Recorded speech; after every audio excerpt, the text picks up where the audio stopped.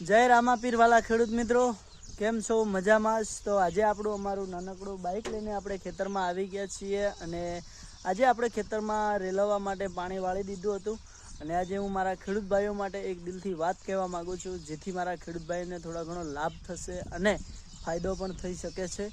તો મારા ખેડૂત ભાઈઓ, વિડીયોને છેલ્લે સુધી જોજો ને ગમે તો કમેન્ટ કરવાનું ના ભૂલતા. તો આજે હું એક પેટ્રોલ પંપે પેટ્રોલ મારા બાઇકમાં નખાવા ગયો હતો, ત્યારે એ પેટ્રોલ પંપના નિયમો જોઈને મને એટલું બધું હરખ આવ્યો ને, મારા મનને એવું થયું ને કે ભાઈ માણસ હોય તો આના જેવા.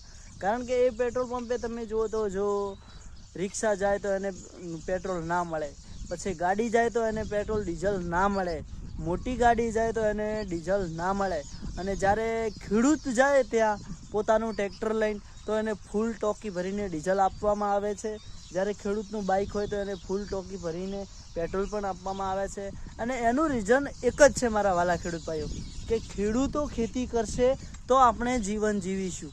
મારા સાહેબ, હું એટલું જ કહીશ કે બધા જ માણસો કદાચ જો આ પેટ્રોલવાળા ભાઈ જેવા હોય ને, એ પેટ્રોલ પંપ કયો છે, કઈ જગ્યાએ આવેલો છે એ પણ હું તમને કહીશ, કારણ કે આપણા બનાસકાંઠામાં આવેલો છે અને એ જોરદાર ભાઈ સારા છે. હું તો એટલું કહીશ કે ભગવાન તેમને ખૂબ પ્રગતિ કરાવે અને આગળ વધે, કારણ કે એ ખેડૂતોનું હિતમાં ઈચ્છે છે. એટલે તમે વિચાર કરો, નહીંતર આજે આપણે ઘણા બધા પેટ્રોલ પંપો જોયા છે, ઘણી જગ્યાએ પેટ્રોલ નખાયું છે, પણ એ લીટરથી વધારે કોઈ પેટ્રોલ બાઇકમાં નાખવા નથી આપતું. અને જ્યારે મોટી ગાડી હોય છે તો એની અંદર 500થી 1000નું પેટ્રોલ આપે છે અને ખેડૂતને તો મિનિમમ 10થી 5 જ લીટર પેટ્રોલ આપે છે. ત્યારે આ પેટ્રોલ પંપની અંદર ફક્ત ખેડૂતોને જ પેટ્રોલ અને ડીઝલ આપવાનું, બાકી બીજા કોઈને આપવાનું નહીં, એવું ચોખ્ખા શબ્દે બોર્ડ મારેલું છે અને એનો નિયમ પણ એવો છે. તો મારા વાલા ખેડૂત ભાઈઓ, આના માટે તમે વિડીયો શેર કરજો, કમેન્ટ કરજો અને ચેનલ ઉપર નવા તો દિલથી તમારા દશરથભાઈને સપોર્ટ કરવાનું ના ભૂલતા.